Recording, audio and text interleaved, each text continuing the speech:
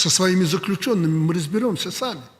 Напярэдадні новаўведзенага свята дзень народнага адзінства паводле указу Александра Лукашэнкі на волю выйшла першая партыя памілаваных палітвязняў. 13 чалавек – гэта 50-я частка палітзняволеных у Беларусі.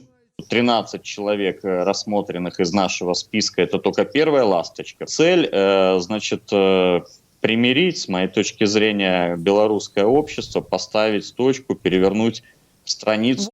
У выніку атрымалася вось гэтая ні рыба, ні мяса, дзе быццам бы амністыя нарэшце нейкая адбылася, але настолькі мізэрная, што ні на што не паўплывае.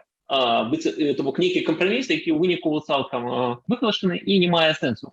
Кіраўніца камісіі па памілаванні Вольга Чупрыс расказала, што большасць з гэтых 13 зрабілі злачынства праз інтэрнэт і раскаяліся. У 9 ёсць непаўнагадовыя дзеці, сярод памілаваных адна жанчына. Гэта медык з Віцебску Вольга Кашаверава, якая сарвала маску з сілавіка і ударыла нагой міліцэйскі аўтобус. За гэта атрымала 1,5 году калоніі. Большасць вызваленых – это людзі, якія знаходзяцца на так званай на хіміі. Ну, гэта такое пакаранне не самае жорсткае.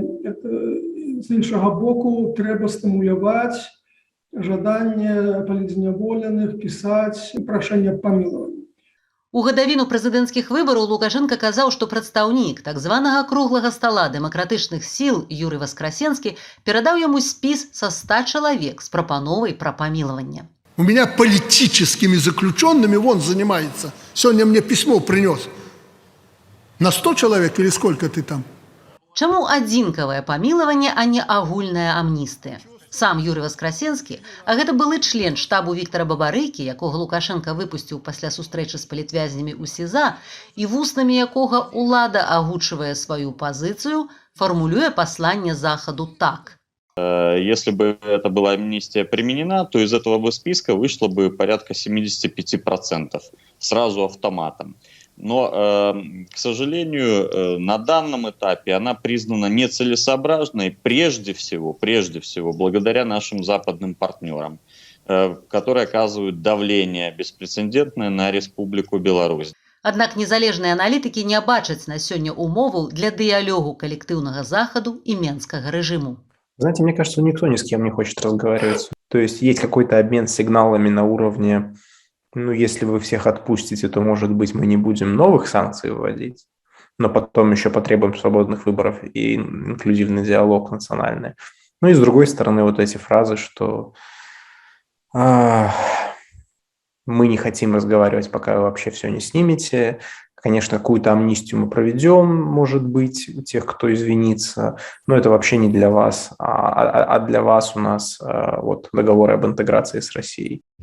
Праілюстраваць інтэграцыю былі закліканыя і расійска-беларускія вайсковыя вучэнні «Захад», якія завяршыліся на гэтым тыдні.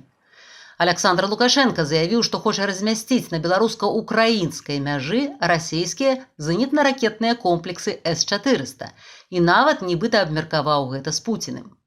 Ракеты могуць патрапляць у цэлі на адлегласці 400 кіламетраў. Гэта значыць, калі іх паставіць на поўдні Беларусі, яны могуць далятаць да Киеву, да цэляў у Польшчы і Словаччыне. Да, нужно просчитывать риски, которые создает гипотетическое размещение С-400, потому что оно может покрыть часть воздушного пространства Украины, и это создает риски. Но все же главный риск – это если на территории Беларуси будет создана какая-то группировка. Александр Лукашенко таксама хоча закупіць у Расіі зброі на суму больш як у 1 мільярд долараў. Адкуль возьмутся гроши на такую покупку, не удокладнил. Слова «закупит» я бы взял в кавычки, потому что всем известно, что Беларусь сидит на дотационной и кредитной игле у России. И, соответственно, если это вооружение даже на эту сумму будет поставлено, то никаких денег за это Россия не получит. Максимум, что она получит какие-то преференции, какие-то договоренности, какие-то активы на территории Беларуси, типа там рудников, карьеров, не знаю, там месторождений, фабрик, которые перейдут от белорусских олигархов российским олигархам. В том числе идет речь о том, что будет поставлен комплекс С-400. Все это здорово, только стоимость комплекса рыночная, по которой он, по крайней мере, продавался Турции, составляет 2,5 миллиарда долларов. И тогда у меня возникает вопрос. Если комплекс стоит 2,5 миллиарда, то как его может получить Беларусь, если она закупит вооружение на миллиард? Беларусь у пачатку лета атрымала ад Расіі чарговы транш крэдыту ў $500 мільярда. Падчас нядаўняй сустрэчы Пуцін паабяцаў Лукашэнку, што да канца наступнага году агульны аб'ём крэдыта ў Менску складзе яшчэ каля $630 мільёнаў. На думку масквічоў, за што Расія плаціць рэжыму Лукашэнкі? А кто ему еще даст? Ему кто даст? Он изолирован от всех. Пусть уже уезжает вообще. Куда? К нам. И живет спокойно, как Янукович. Ну, бог с ним, он бы отдавал эти деньги, ничего страшного. Ну, и бывает поддержка между государствами. Нам эти деньги не отдают. И не только Белоруссия, но и другие государства. И отдавать никто не собирается. Это вызывает огромные вопросы, на которых я не могу ответить. Я считаю, что этим деньгам есть гораздо лучшее применение. Найбліжэйшае атачэнне Александра Лукашэнкі апынаецца ва ўсё большай ізаляцыі. Міжнародная федэрацыя хакею дыскваліфікавала кіраўніка беларускай хакейнай федэрацыі Дмітрыя Баскова на 5 гадоў. У выніку ён быў вымушаны звольніцца з пасады хакейнага кіраўніка Беларусі і з рады дырэктараў кантынентальнай хакейнай лігі. Все мы прекрасно знаем, что Дмитрий Басков причастен, да, то есть есть косвенное причастие к смерти Романа Бондаренко в ноябре 2020 года, поэтому, конечно, очень многие смотрели на Баскова как противоречиво. Вот, хотя с точки зрения именно хоккейного подхода говорят, что, в общем-то, он был неплохим профессионалом, но вышел за рамки тех полномочий, которые, в общем-то, должен выполнять непосредственно спортивный функционер, а занялся такой открытой политической деятельностью и политической агитацией, и, соответственно, нарушил этические кодексы, нарушил Олимпийскую хартию. Без працы Баскаў быў 4 дні. Лукашенко прызначыў яго сенатарам. А Генпракуратура прыпыніла крымінальную справу па факце смерці Романа Бондарэнкі, збітага на плошчы Перамен.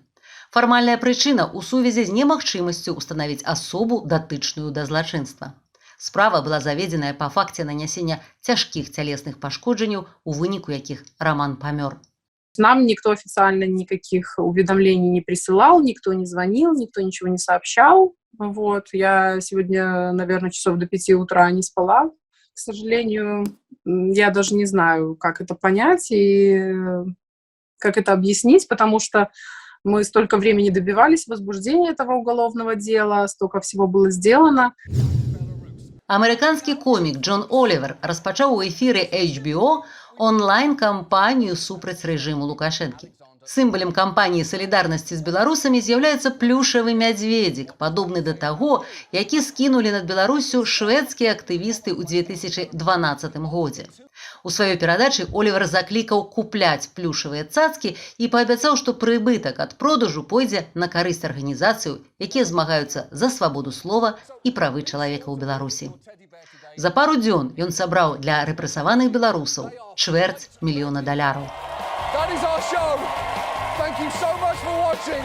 It's great to be back. Good night.